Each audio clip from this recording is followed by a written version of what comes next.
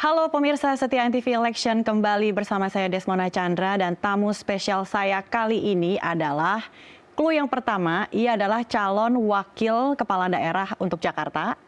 Clue yang kedua, usianya adalah yang paling senior di antara para pesaingnya.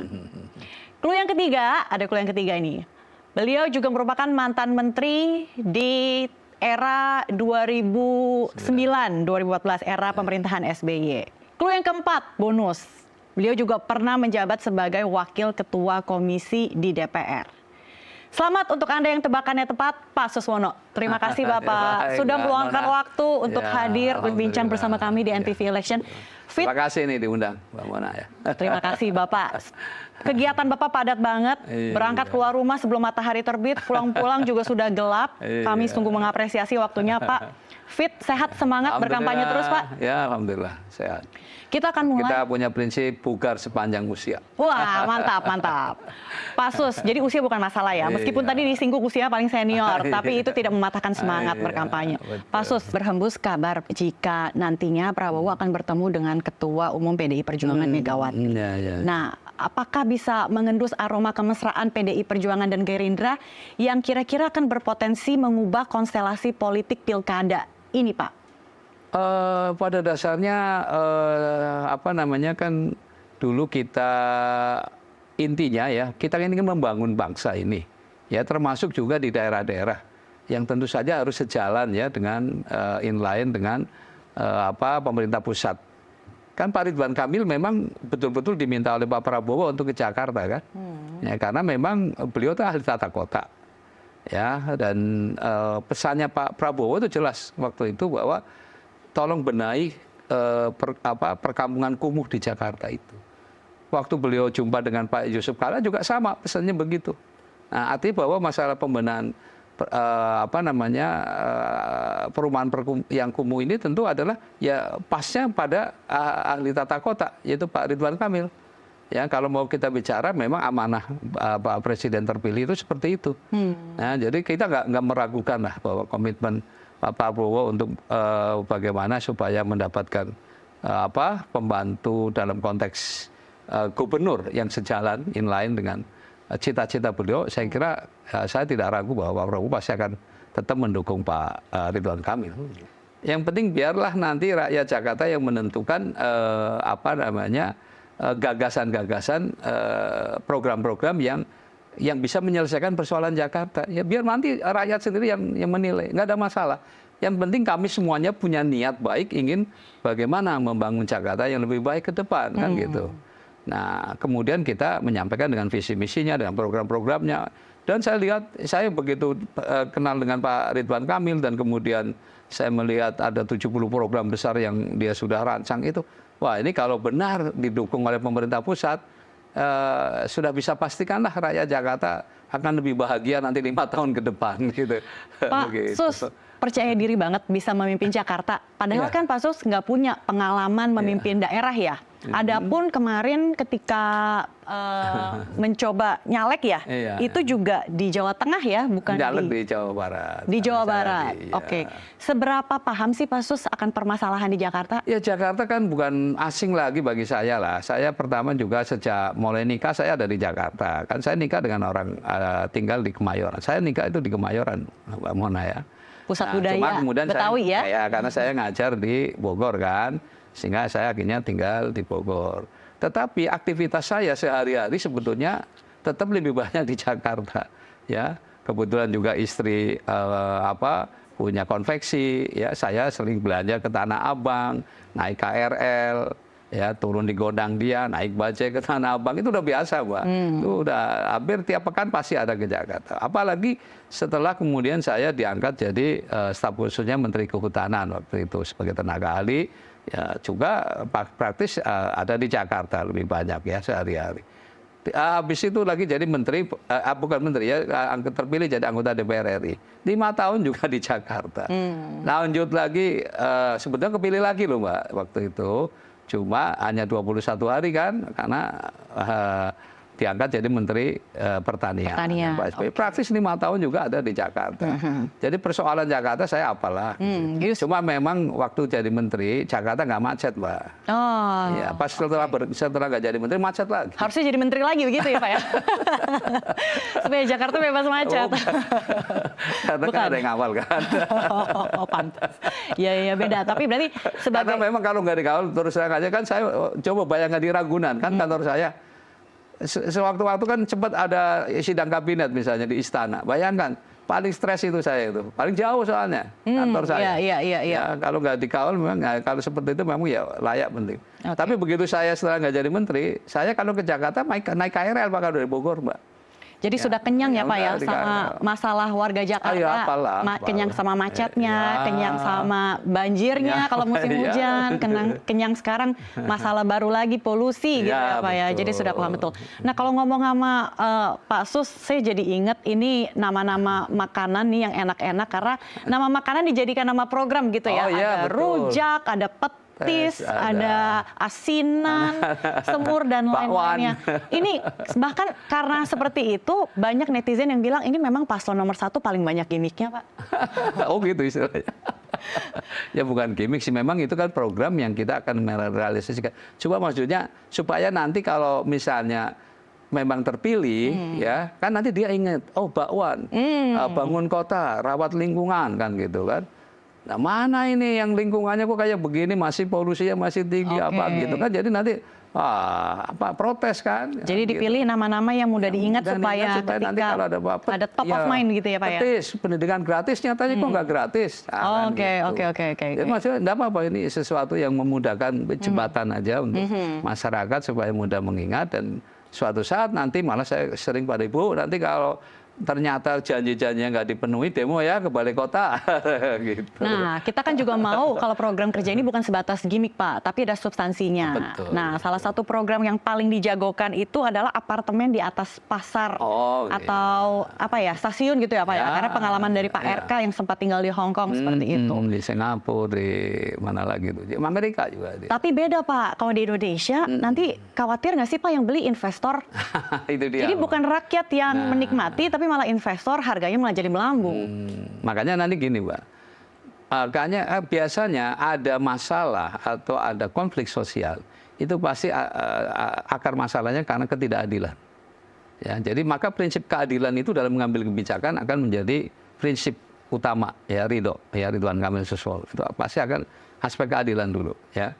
Nah, seperti tadi kita diperintahkan untuk membenahi rumah kumuh. Bagaimana supaya rumah kumuh nanti ada dua cara ya. Bisa tadi membangun hunian vertikal ya.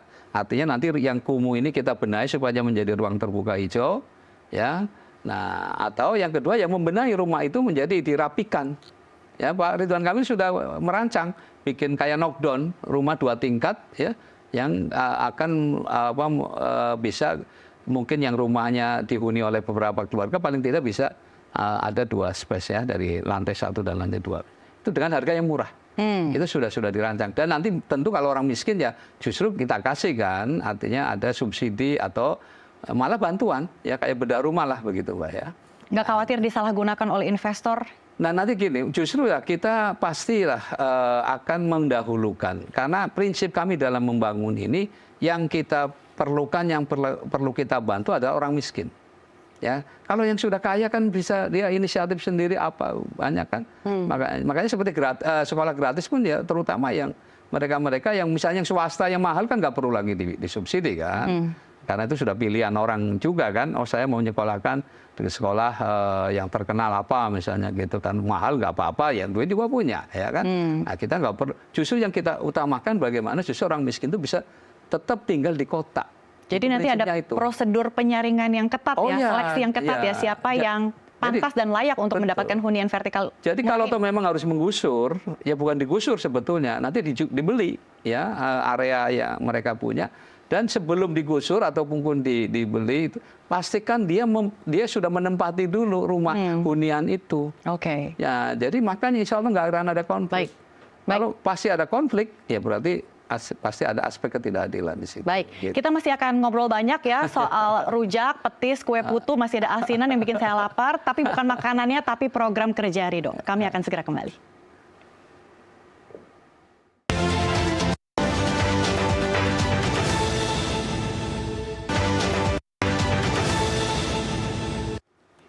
Kembali di NTV Election masih bersama saya calon wakil gubernur untuk Jakarta Pak Suswono. Kita lanjutkan nih program kerja Ridho. Makanan selanjutnya apa Pak yang akan kita bahas ya?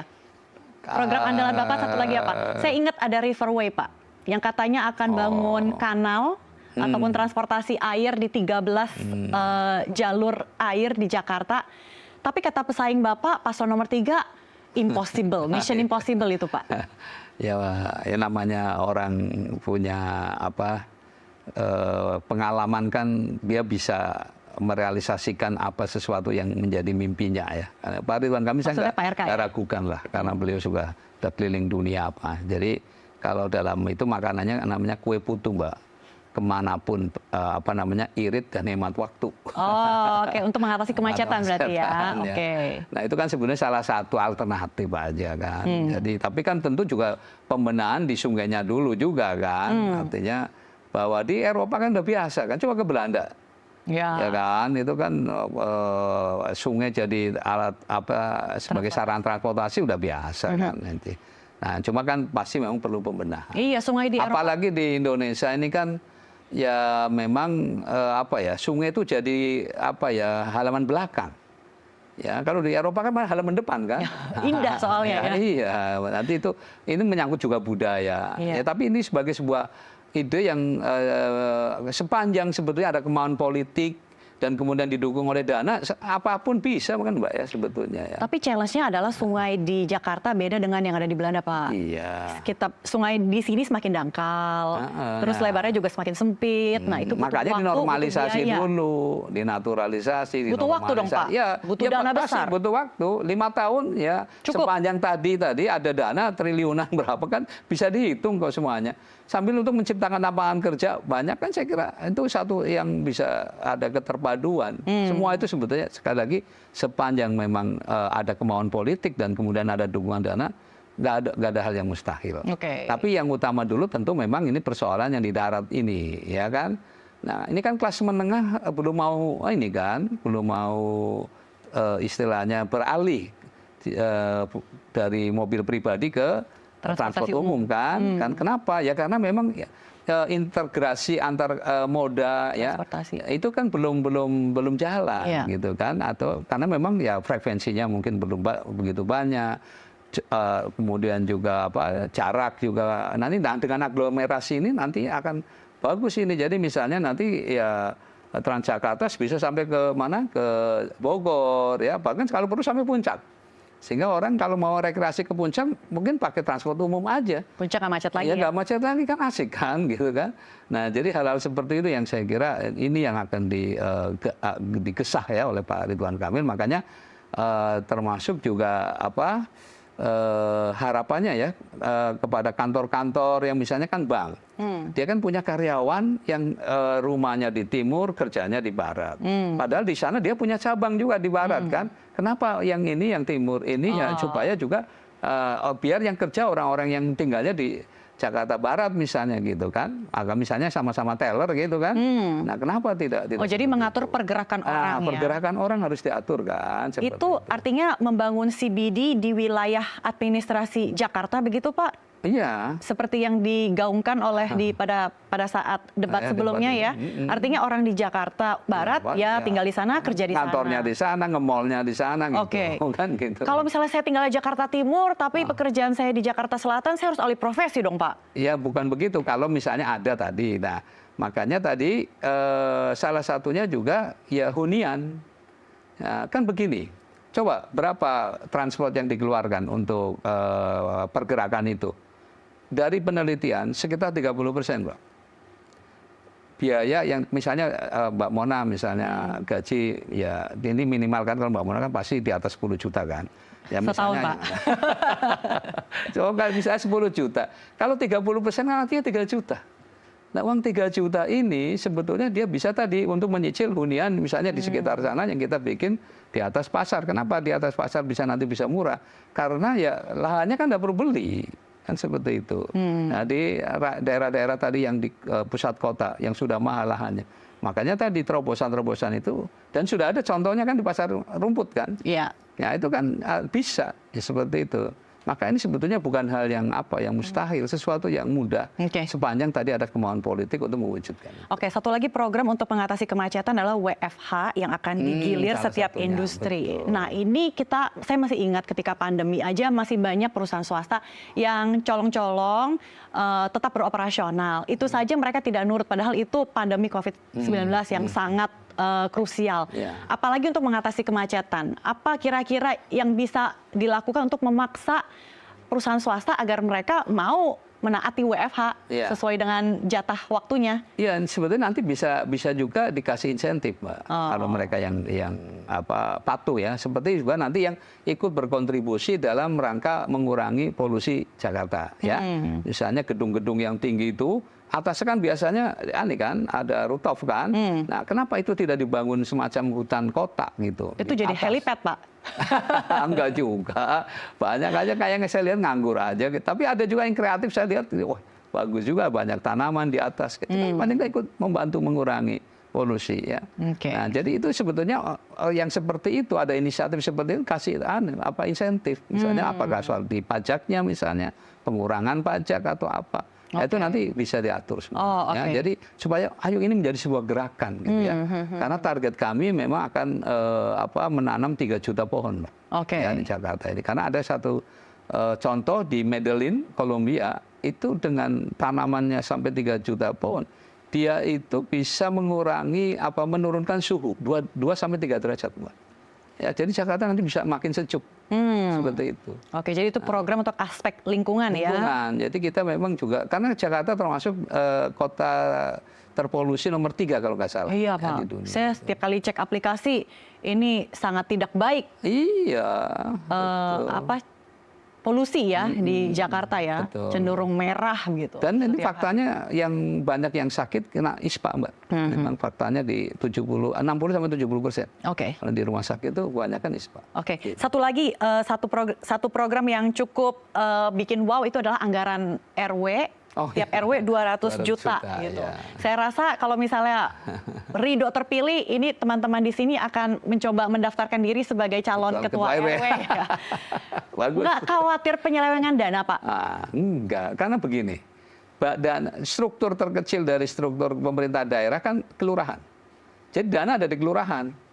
Ya, jadi RW itu nanti silakan musyawarah ya di RW-nya masing-masing. Bayangkan ada 2.700-an RW. Mereka bermusyawarah masing-masing menentukan apa yang menjadi prioritas di lingkungannya, begitu. Nah, jadi apa?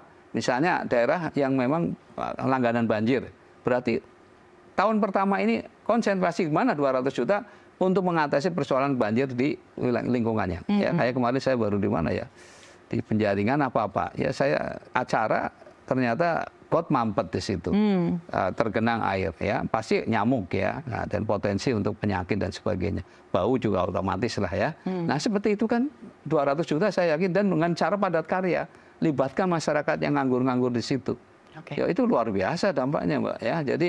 Jadi baru setelah diputuskan, baru ngajukan ke kelurahan untuk direalisasi. Jadi bukan dalam bentuk cash keras digelontorkan ya untuk tiap RW. Itu di luar ini ya, di luar insentif yang dana operasional RW, dana operasional RT itu tetap ada. Bahkan kita tingkatkan. Seperti itu. Jadi.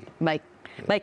Oke. Sekarang kalau misalnya kita lihat nih Pak, survei elektabilitas Ridho, Pak, cenderung stagnan ya. Tadi produser juga sempat. Ya, kita belum bergerak masif ya. Artinya kita masih pengenalan. Apalagi saya sudah 10 tahun kan, boleh dikatakan di belakang layar, nggak dikenal lagi. Gitu. Saya pikir saya juga udah nggak kaget juga ketika. Nggak akan turun gunung ya Pak ya. Cuma ya mudah-mudahan ini bagian dari manfaat saya untuk rakyat Jakarta lah. Artinya saya di akhir usia ya mudah-mudahan masih bisa bermanfaat. Ya intinya saya. Ya alhamdulillah putra anak-anak saya juga sudah mandiri ya, artinya saya bisa konsentrasi betul untuk melayani. Nah, makanya nanti ada hotline, Mbak. Jadi RT RW itu kita bekali nomor khusus langsung ke gubernur sama wakil gubernur. Oke. Ya, jadi bisa untuk ngadu langsung ya Pak ya? mengadu Kalau ada supaya masalah. karena kan kalau birokrasi kan nanti RT ngadu ke kelurahan bisa ke camat ke wali kota kepanjangan kan. Iya. Apalagi ada yang memang harus ditangani cepat. Oke. Ya seperti itu. Jadi bypass birokrasi yang Ya, tidak. kita akan Oke. menjadi pelayanan yang betul prima lah begitu. Baik, nah kalau misalnya bicara elektabilitas ini kan waktunya juga tinggal sisa kurang dari 2 bulan ya Iya, Pak ya. 1,5 Berarti harus bulanan. gerak cepat nih. Betul. Sementara ada ceruk pemilih yang bisa dilakukan pendekatan Pak. Seperti contohnya simpatisan Anies, anak Abah ini. Kemudian di satu sisi juga ada pendukung Persija, Oh, iya, Jackmania. Itu sejauh ini pendekatan ke mereka sudah Oh seperti apa? sudah rata-rata sudah ya setelah kita ketemu dia dialog mereka ya karena salah paham aja. Jadi dikiranya seperti ya kasus PKS dikiranya meninggalkan Anies. Ternyata kan bukan persoalan PKS itu paling setia lah istilahnya bagaimana mengusung Anies sejak awal ya. Cuma kan PKS sendirian hanya 18 kursi waktu itu sebelum ada MK kan, putusan MK. Nah, dan MK kan diputuskan tanggal 1 padahal ya di majelis hakimnya baru dibacakan tanggal 20 sehari setelah deklarasi ridho kan setelah deklarasi Ridwan Kamil Suswono kan. Nah, jadi ya PKS sudah menandatangani kan nggak mungkin dong mencabut lagi ya. Jadi fakta bahwa memang pada akhirnya Pak Anies kan tidak ada kendaraan untuk bisa berlabuh ya untuk berlayar untuk maju di DKI. Iya. Nah, jadi setelah kita dialog, setelah kita bertemu ya ternyata baru mereka juga akhirnya menjadi pendukung luar biasa Mbak. Artinya, oh ini karena apa? Toh yang penting program-programnya Pak Anies kita lanjutkan kan. Bahkan tidak hanya program Pak Anies, Pak Ahok pun yang bagus-bagus kita lanjutkan. Pak Jokowi, Pak Sutioso, Pak Foke, semua ya. Termasuk mungkin nanti Pak Heru ya, yang bagus kita teruskan. Jadi nggak perlu khawatir rakyat Jakarta bahwa kita akan meneruskan program-program yang bagus. Bahkan nanti akan kartu pun ada tambahan 2 Mbak. Apalagi? Ada 1 kartu yatim ya dan tambahan lagi 1 kartu pelayan rumah ibadah. Okay. Nah, jadi tambahan. Tapi semua kartu-kartu yang banyak itu nanti cukup pegang 1 kartu aja. Tapi isinya nanti ada yang kriterianya ada 5 kriteria, ada yang mungkin 4 kriteria. Ada. Jadi nggak perlu megang semua kartu. Banyak kartu ya, agak repot juga kalau hilang 1 ya. Iya, Oke. gitu, Mbak. Komunikasi dengan Anies saat ini gimana? Ya sejauh ini belum ada waktu untuk bertemu aja kali. Mungkin Pak Anies kan masih sibuk kan. Jadi tapi Pak Ridwan Kamil sudah berkomunikasi dengan melalui WA begitu ya. Jadi mungkin ada saatnya saya kira sih. Karena kita memang sudah komitmen kami akan silaturahmi dengan para mantan-mantan gubernur ya DKI. Karena kita pengalaman mereka kan sangat berharga ya. Kalau Allah takdirkan terpilih kan pasti hal-hal yang sudah baik yang disarankan nanti kita lanjutkan. Gitu. Baik, terakhir Pak Sus, persiapan debat kedua minggu depan seperti apa? Ya seperti debat pertama juga ya, kita sih biasa-biasa saja. Artinya yang penting kita menguasai apa yang akan kita tawarkan ke warga Jakarta. Intinya kan itu ya. Cuma yang menjadi problem itu memang constraint waktu aja. Ya kan bayangkan waktu misalnya paparan visi misi hanya 4 menit. Ya kemudian lalu tanggapan 2 menit. Lalu ada pertanyaan cuma 1 menit atau tanggapan 1 menit itu aja sebenarnya konsen dikaitkan waktu ya. Banyak gak gimmick yang akan dimainkan nanti Pak? Ya biasa sih enggak lah kita sih enggak. Intinya pokoknya bagaimana rakyat Jakarta paham apa maunya Ridho dan dengan menangkap setelah kita keliling ya, ke seluruh pelosok Jakarta ya, maka insya Allah itulah yang akan kita bawa untuk menjadikan rakyat Jakarta lebih bahagia 5 tahun ke depan. Iya. Nah, itu aja. Warga Jakarta inginnya program-program Ridho ini yang substansial keperuntukannya Pak. Jadi bukan asal bunyi gimmick doang. Oh enggak lah. Karena bikin program kan gampang ya, siapa juga bisa. Tapi merealisasikan dan maintainnya itulah yang paling menantang. Nah, sekarang posisi sekarang kita memang langsung kerja Mbak. Kenapa? Karena kita didukung bahkan sekarang di DPRD ya kalau mau hitung-hitungan pendukung Ridho itu 91 anggota dewan dari 106. Ya, mayoritas ya Pak? Mayoritas. Jadi artinya program-program yang bagus dan kemudian kita perlu dukungan anggota DPRD, insya Allah kan berarti lebih mudah. Ya, karena kita sudah satu perahu. Gitu, ya. Baik, terima kasih Pak.